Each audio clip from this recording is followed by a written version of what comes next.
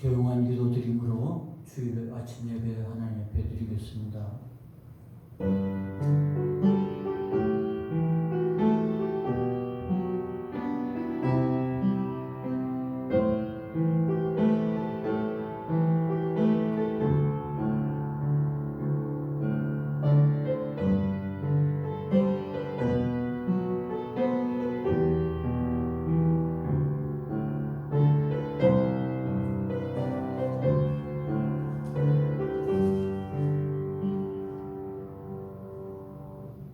주의 빛과 주의 진리를 보내시어 나를 인도하시고 주의 거룩한 산과 주께서 계시는 곳에 이르게 하소서.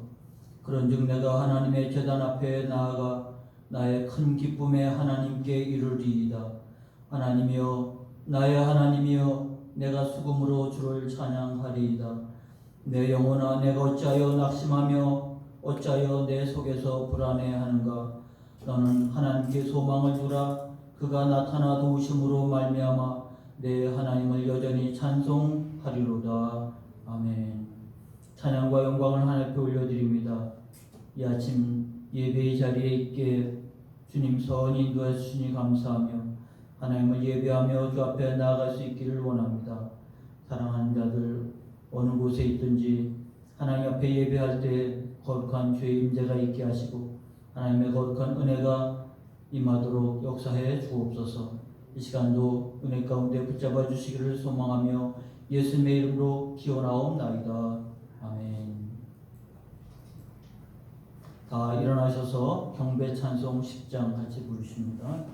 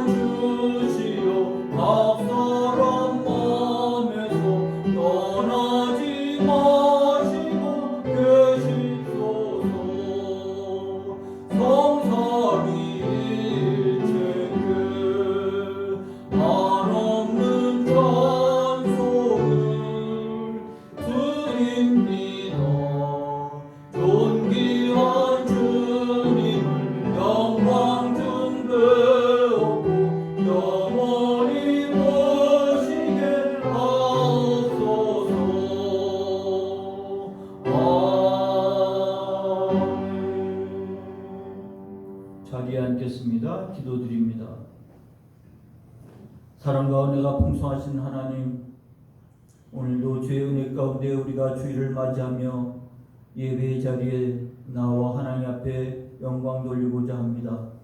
그러나 코로나19 확산으로 인해서 우리가 이렇게 함께 모이지 못하고 때로는 영상으로 이곳저곳에서 각자의 자리에서 우리가 예배할 수밖에 없는 처지가 되었는데 하나님, 오히려 이때에 주께서 은혜와 긍휼을 베풀어 주셔서 하나님, 미약한 저희들의 심령이지만 더욱더 강하게 하나님의 은혜에 붙잡힐 수 있는 시간들 될 수 있도록 함께하여 주시옵소서.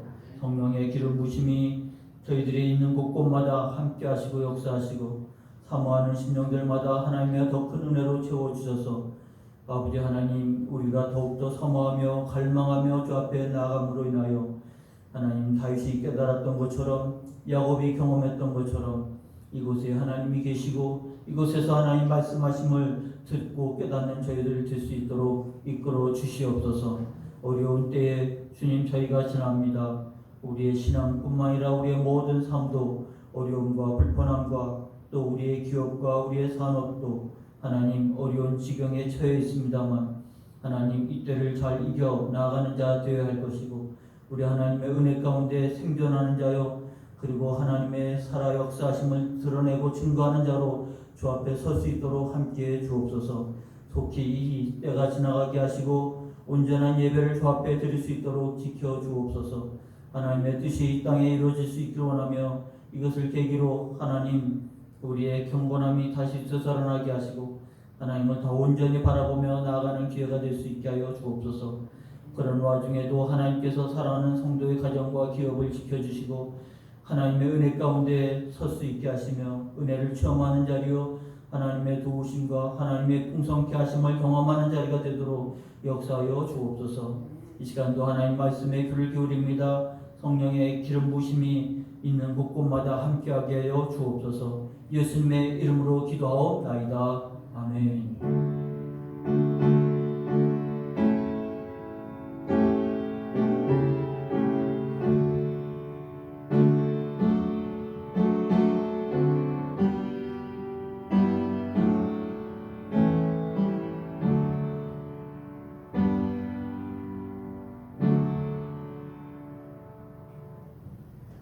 성경 공독합니다. 성경은 로마서 3장입니다. 신약 성경 로마서 3장 19절부터 31절까지 보십니다.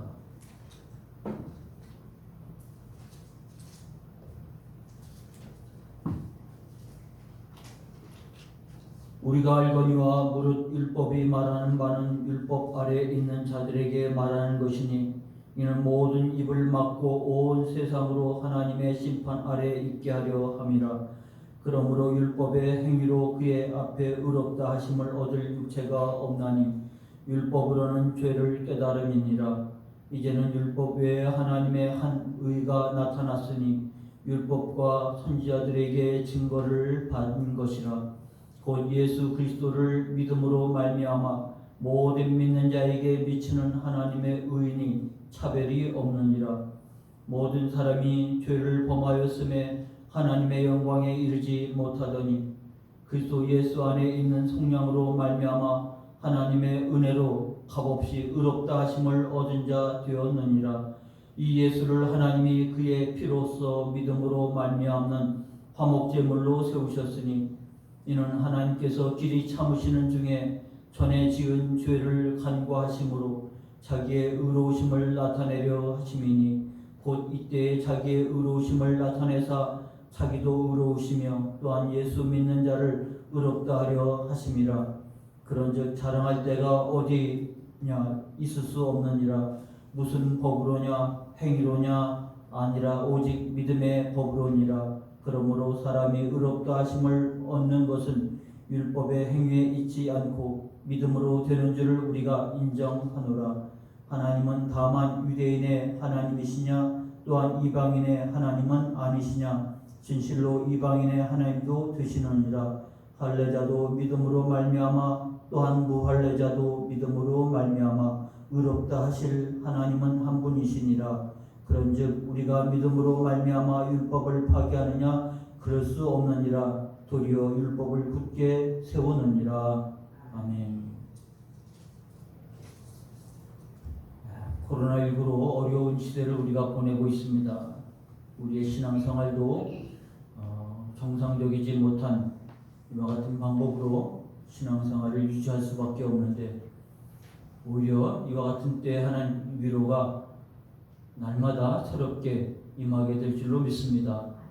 하나님의 위로는 오히려 하나님의 말씀을 깊이 깨닫고 말씀에 붙잡혀지는 것이야말로 가장 큰 위로라고 생각이 되면서 오늘 말씀을 우리가 함께 나누려고 합니다.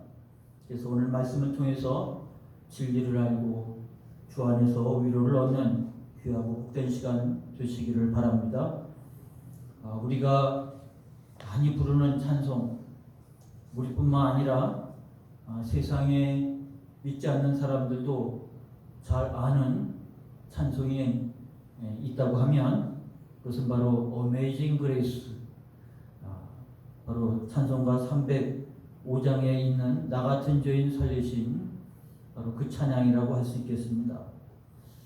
아마 웬만한 노래를 부르는 사람은 한 번쯤 불러봤을 그런 노래고, 이것을 검색하면 이 노래를 부르는 성악가나 가수들이 엄청 많다는 것을 통해서 이 찬양이 얼마나 위로가 되며 사람의 공감을 일으키는가를 알 수가 있습니다. 그런데 이 찬양을 작사했던 존 뉴턴이라고 하는 사람이 우리가 아는 것처럼 그는 해군 장교였지만 그 일을 못하고 탈영하는 과정에서 그는 노예선의 선장이 됩니다.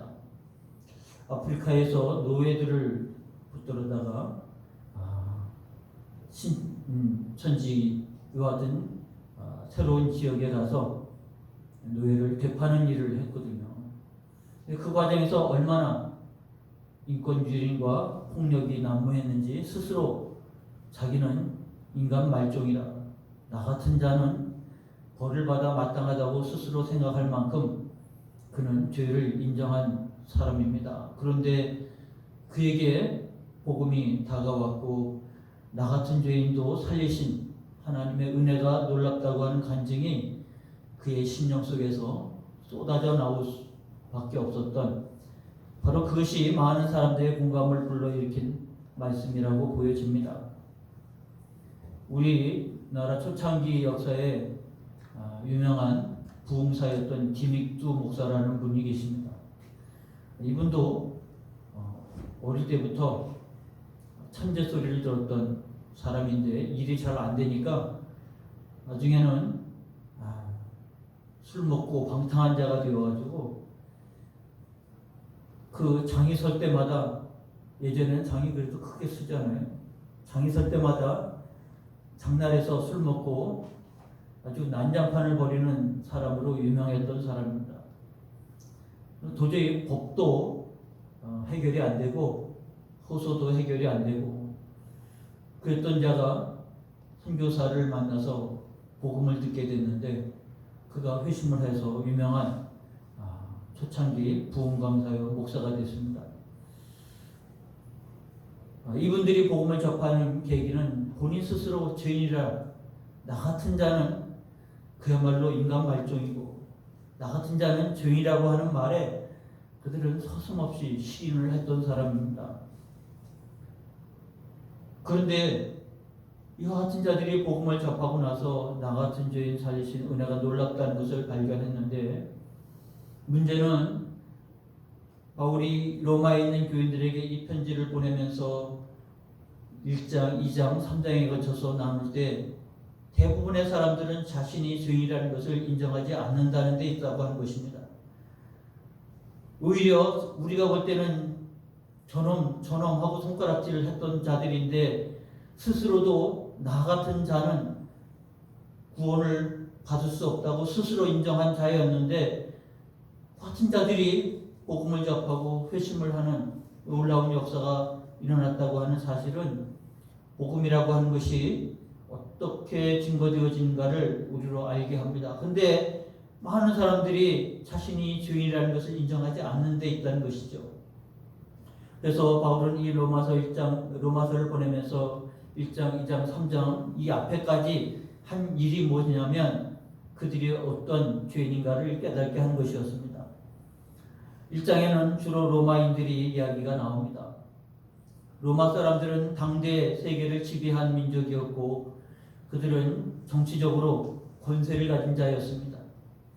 그리고 그들과 비교할 자가 없다고 생각할 만큼 로마 사람들은 그런 자부심과 그리고 권위가 있었던 사람이고, 그 어떤 나라도 그 로마의 식민지 아래에 있었고 거기서 많은 전쟁 속에서 노예들을 끌어다가 자신들의 농장에서 일하는, 그래서 본인들은 놀고 먹지만 많은 노예들이 벌어준 수익으로 인해서 부를 쌓았던 사람입니다. 그러므로 세상 사람들이 가장 부러워할 만한 사람들이 로마 사람들이었습니다. 그러나 그들을 향해서 바울은 그들의 죄를 드러냅니다. 하나님을 알 때 하나님을 영화롭게도 아니하며 감사하지도 아니하며 오히려 그 생각이 허망하여지며 미련한 마음이 어두워졌나니 스스로 지혜 있다 하나 어리석게 되었다.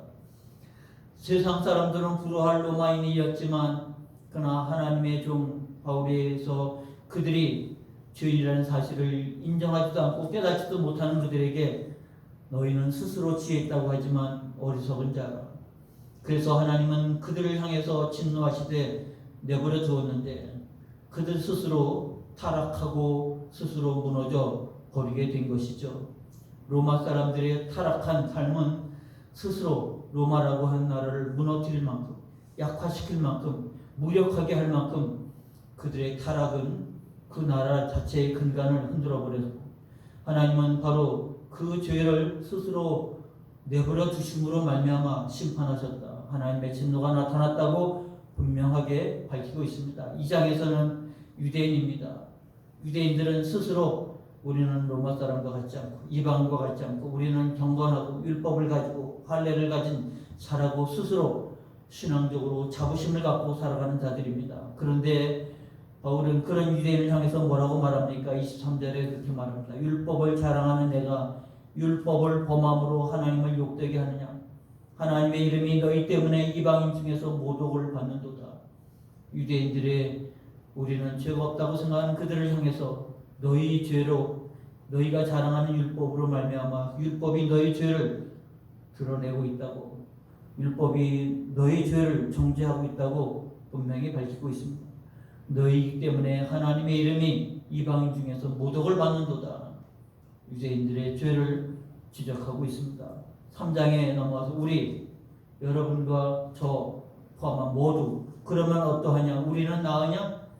결코 아니라. 유대인이나 헬라인이나 다 죄 아래 있다고 우리가 이미 선언하였느니라.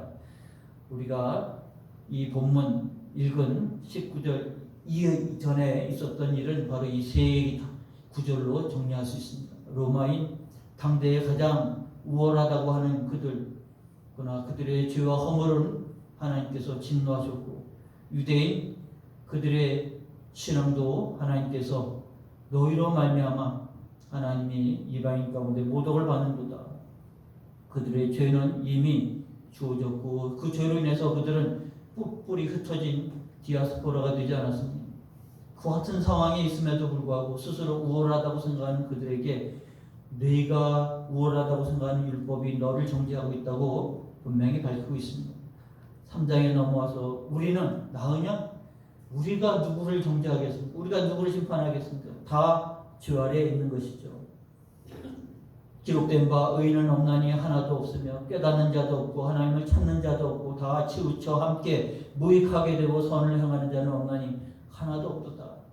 이 2장은 우리가 이 앞에 본 모든 말씀을 이렇게 세 개로 정리할 수 있습니다. 그래서 결론으로 로마서 6장 23절에 죄의 싹은 사망이라. 우리가 로마인도 유대인도 우리도 다 죄 아래 있기 때문에 결과는 사망에 이른 것입니다. 죄와 사망을 벗어나는 유일한 길은 죄가 없어져야 되고 의를 행하는 것이 바로 우리가 해결해야 할 해결점입니다. 그러면 사람이 의롭다함을 얻는 것이 무엇이냐? 오늘 본문의 설교 제목이기도 하고 오늘 말씀 핵심의 9절 26절의 내용이기도 합니다. 누구든지 죄의 싹은 사망이라. 어떤 주일학교 선생님이 이게 저희 동기 목사님 사모님이 시인인데 요새 책을 하나 내서 제가 돕는 의미로 또 궁금하기도 하고 그래서 책을 사서 읽는 중에 있습니다. 근데 그 내용 중에 그분이 이제 목적은 신앙이 아니라 이제 그 그림을 통해서 복음에 접근하는 그런 수필을 쓰셨는데 거기에 재밌는 글 하나를 봤어요. 이 사모님이 이제 주일학교 아이들을 하는데 주일학교 아이들에게 내가 지금 예수님 앞에 있으면 너는 예수님 앞에 뭘 질문할 것이냐고 아이들한테 물었어요. 그랬더니 애들이 뭐 한 아이가 얘기하니까 서로 이구동성으로 얘기하겠지만 자기가 언제 죽는지 알고 싶다는 거예요. 아니 그래서 선생님이 너무 기가 막혀서 그거 알아서 뭐 하게? 아이가 대답을 할 수는 없겠죠. 그러나 그냥 알고 싶다는 거예요. 그런데 그 선생님이 가만히 그 질문을 곰곰이 되짚어보면서 오히려 이 어린아이는 자기의 죽음에 대해서 그렇게 큰 이해는 없겠지만 관심이 있다는 것인데 오히려 자라면서 그것이 현실인데도 불구하고 무시하며 살아가는 인생 아니겠습니까? 오히려 자기가 언제 죽는지 궁금하다고 하는 그 아이의 그 궁금함이 오히려 하나님 앞에 그러면 우리가 어떻게 살아야 될 것인가를 깨닫고 나아가는 길이 될 것인데요. 바로 같은 일이 우리에게 있어서 무관심한 거예요. 근데 오히려 오늘 본문을 통해서 우리는 그 무관심 마음을 일깨우는 아침이 되어야 할 것입니다. 죄와 사망에서 그것이 우리의 현실인데 벗어나는 길에 대해서 생각을 해봐야 되지 않겠습니까? 그러면 사람이 의롭다함을 얻는 것, 죄에서 벗어나고 의롭게 살아갈 수 있도록 되어준다고 하면 우리가 어떻게 살아야 될 것인가 라는 것이 오늘 말씀의 핵심인 것입니다. 그러면 이와 같은 질문은 그런 방법을 찾는 거예요. 어떻게 의롭다함을 얻을 수 있는가? 오늘 말씀에서 세 가지를 말하는데 첫 번째는 율법을 지키려는 행위로는 의롭다함을 얻을 수 있는 불가능하다라는 얘기입니다. 오히려 로마서 3장 오늘 읽은 20절에 보니까 그러므로 율법의 행위로 그 앞에 의롭다 하심을 얻을 육체가 없나니 율법으로는 죄를 깨달음이라. 그러므로 방법을 어떻게 노하우를 가르쳐 준다고 하면 율법을 지키는 행위로는 가능하지 않습니다. 그러니까 로마인도 유대인도 헬라인도 우리도 이것은 우리가 생각하는 방법으로는 가능하지 않는 거예요. 그럼에도 불구하고 우리가 이와 같은 생각에서 벗어나지 못합니다. 우리는 이 사람들이 말하는 율법은 아니어도 우리 마음의 양심의 법을 가지고 있어서 그래도 내가 저 사람보다는 좀 낫고 그래도 내가 좀 의롭게 바르게 살려고 노력하고 있으니까 이 생각에서 우리가 벗어나지를 않는 거예요. 그러니까 뭐 어떻게 되겠지 막연한 생각이 우리 가운데 있습니다. 그러나 그것에 대해서 분명하게 확증하지 않으면 안 되는데 우리의 막연함을 해결해 줄 것은 세상에 없고요. 오직 하나님의 말씀만이 이 사실을 분명히 말해주고 있습니다. 그래서 우리는 생각할 때 뉴턴이나 김익두 같은 사람은 자기가 죄인이라는 것을 알아요. 누가 뭐래도 알아요. 그래서 나 같은 죄인 살리신 그렇게 말할 수 있어요. 자기 스스로도 나는 벌을 받아 마땅하다고 생각하는 사람이에요. 그러나 보통 사람들은 우리들은 유대인도 그러지 않았고 로마인도 그러지 않았고 헬라인도 그러지 않았고 우리도 마찬가지. 그래도 우리는 그렇게까지 인간 말종은 아니지 않을까. 그래도 우리는 노력하기도 하고 애쓰기도 하고 그래도 비교해서 저 사람보다는 낫다고 생각하는 나름대로의 의로움을 가지고 하나님 앞에 서려고 하는데 그 의로움 갖고는 안 되는 거죠. 그 방법 갖고는 안 된다고 하는 것을 분명히 말합니다. 그런 사람들에게 성경은 뭐라고 하냐면 내가 율법 앞에 서 봐야 분명한 사실을 알게 될 것이라고 말합니다. 누가복음 18장에 어떤 관리가 예수님 앞에 나와 묻습니다. 선한 선생님이여 내가 무엇을 하여야 영생을 얻으리이까? 영생, 노하우를 지금 묻고 있어요. 예수님에게 어떻게 해야 영생을 얻습니까? 뭘 해야 된다고 생각을 한 것이죠. 영생은 자기가 뭘 해야만 얻을 것이라고 생각해서 질문을 합니다. 예수님이 대답합니다. 내가 계명을 안 하니 간음하지 말라, 살인하지 말라, 도둑질하지 말라, 거짓 증언하지 말라, 내 부모를 존경하라 하였느니라. 여짜오되 이것은 내가 어려서부터 다 지켰나이다.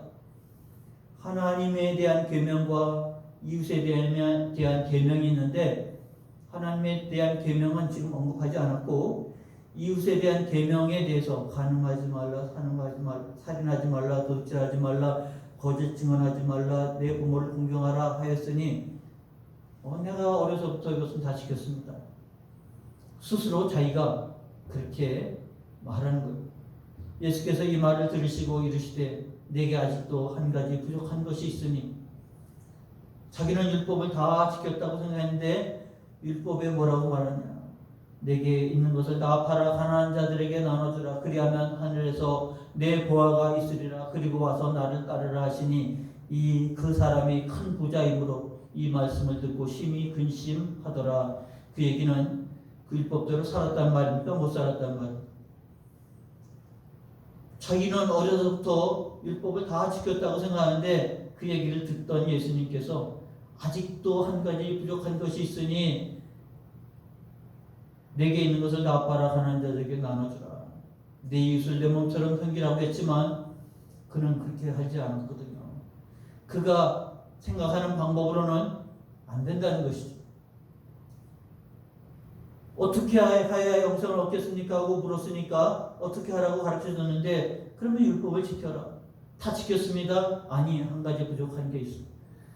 근데 그는 그 말씀을 듣고 순종한 게 아니라 심히 근심하더라. 못한 거예요. 율법 앞에 서보지 않았기 때문에 나는 선하다고 생각하지만 율법 앞에 서면 내가 선하지 않다는 것을 알게 됩니다. 예수님 앞에 선 사람, 우리가 지지난주 누가복음 11장의 본문을 봤습니다. 예수님 앞에 선 사람들 누굽니까? 바리새인이며 율법교사들입니다. 그들은 자기 의가 있다고 생각하고 나는 저 죄인과 저 세리와 같지 않다고 자기 자신을 드러냈던 그런 바리새인이고 그런 율법교사입니다. 그런 사람들이 예수님 앞에 섰어요. 예수님이 그들을 향해서 주께서 이르시되 너희 바리새인은 지금 잔과 대접에 겉은 깨끗하나 너희 속에는 탐욕과 악독이 가득하도다. 예수님 앞에 서지 않았을 때는 그들은 깨끗한 자고 존경받는 자고 경건한 자고 인정받는 자였지만 예수님 앞에 섰을 때 그들은 너희 속에는 탐욕과 악독이 가득하다고 책망받는 자가 됐습니다. 그리고 이어서 화 있을진저 너희 바리새인이요, 3번 연속 반복합니다. 화 있을진저 너희 율법교사여, 3번 반복합니다. 바리새인이며 율법교사였지만 그들은 경건한 자요 의를 추구하는 자였지만 화 있을진저 너희 앞에 놓여진 심판을 어떻게 면할 수 있겠느냐. 그러므로 스스로 의롭다고 생각하지만 말씀 앞에 서면 아닌 거예요. 스스로 의롭다고 생각하지만 예수님 앞에 서면 화 있을진저 이렇게 되는 거예요. 그러므로 오늘 말씀은 우리의 생각으로 우리의 노력으로 우리의 의로는 불가능하다라는 것입니다. 그러면 사람이 의롭다움을 얻는 두 번째 방법은 오늘 본문 21절 22절에 나옵니다. 이제 율법 외에 하나님의 한 의가 나타났으니, 그거예요. 우리의 의가 아니라 하나님의 한 의가 나타난 것입니다. 율법과 선지자들에게 증거를 받은 것이라. 곧 예수 그리스도를 믿음으로 말미암아 모든 믿는 자에게 미치는 하나님의 의인이 차별이 없느니라. 사람이 의롭다움을 얻는 방법은 우리의 의가 아니라 하나님의 의인 것입니다. 그리스도 예수 안에 있는 성령으로 말미암아 하나님의 은혜로 값없이 의롭다 하심을 얻은 자가 되었느니라. 그러므로 사람이 의롭다움을 얻는 것은 우리가 생각하는 의가 아니라 하나님의 의인 것입니다. 아까 얘기한 바로 그 사람 부자의 이야기를 계속해서 하면 이렇게 나옵니다. 예수께서 그를 보시고 이르시되 재물이 있는 자는 하나님의 나라에 들어가기가 얼마나 어려운지, 낙타가 바늘귀로 들어가는 것이 부자가 하나님의 나라에 들어가는 것보다 쉬운지라 하시니 듣는 자들이 이르되 그런즉 누가 구원을 얻을 수 있습니까? 그러면 누가 구원을 얻습니까? 구원을 얻을 자가 어디 있습니까? 이르시되 무릇 사람이 할 수 없는 것을 하나님은 하실 수 있느니라. 여기가 복음입니다. 사람이 할 수 없는 것, 누가 구원을 얻을 수 있습니까? 아무도 구원을 얻을 수가 없는 거죠. 그런데 하나님은 하실 수 있습니다. 하나님이 하신 게 뭡니까? 바로 하나님께서 우리에게 한 의를 나타내 주셨는데 그리스도 예수 안에 있는 성령으로 말미암아 하나님의 은혜로 값없이 의롭다함을 받는 거예요. 여기에 사람으로는 할 수 없는 것이 하나님으로 할 수 있는 사실이 되었다고 하는 것을 우리로 하여금 말씀하고 있습니다. 그 하나님 하신 일이 뭐냐면 25절에 나와 있는 거예요. 이 예수를 하나님이 그의 피로써 믿음으로 말미암은 화목 제물로 세우셨으니, 이 말씀을 우리가 왜 피로써 우리가 죄사하고 의로움을 받게 되는지, 화목 제물이 되어진 것으로 말미암아 어떻게 우리가 죄사하고 의로움을 받게 되는 건지 이 하나하나를 깊이 말씀을 들어야 되는데요. 오늘 우리는 하여튼 그것을 깊이 다룰 시간이 없기 때문에 분명히 우리가 알고 있는 바 십자가의 피 흘리심으로 말미암아 그 피 흘리심은 죄를 지어서 사람들에게 이끌려 붙잡혀서 죽으신 것이 아니라 이전부터 해왔던 화목제물로 우리의 죄가 아니라 하나님의 의로 말미암아 회복되어지는 화목제물로 하나님 옆에 드려지는 우리의 신앙이 되었다고 하는 것을 말씀하고 있는 것입니다. 그러므로 하나님 앞에 의로움을 갖고 나아갈 수 있는 방법은 피로 말미암아 화목제물로 말미암아 하나님 앞에 드려졌다고 하는 사실을 오늘 말씀으로 우리에게 드러내고 있는 것입니다. 그러므로 하나님께서 우리에게 주신 이 방법, 그로 말미암아 얻는 구원의 역사가 주로 말미암아 주어졌다고 하는 사실을 우리가 깨닫게 되는 것이죠. 그래서 그 의를 내가 믿음으로 받아들일 때 의롭다함을 얻게 되는 겁니다. 오늘 말씀을 우리가 읽은 말씀이지만 이렇게 22절, 26절, 28절 이렇게 정리해서 읽어보시면 예수 그리스도를 믿음으로 말미암아 그러므로 사람이 의롭다 하심을 얻는 것은, 우리가 지금 그런 설교 제목을 가지고 말씀을 나누고 있지 않습니까? 사람이 의롭다함을 얻는 것은 우리 의가 아니죠. 우리 노력이 아닙니다. 하나님이 우리에게 주신 것입니다. 그러므로 그것을 믿음으로 받아들일 때 우리에게는 의롭다함을 얻게 되는 것이죠. 우리는 예수님께서 십자가 위에서 마지막 하신 말씀처럼 다 이루었다. 그 다 이루신 것으로 말미암아 우리도 다 의롭다함을 얻는 은혜의 자리로 나아가게 된 것입니다. 예수를 믿음으로 우리에게는 두 가지가 이루어집니다. 율법의 기능이 두 가지인데 우리의 죄를 깨닫게 한 것과 더불어 하나님이 우리에게 요구하시는 거룩한 표준이 무엇인지를 우리에게 가르쳐주는 게 율법의 기능입니다. 예수를 믿음으로 이 두 가지가 해결이 되는 거예요. 피 흘림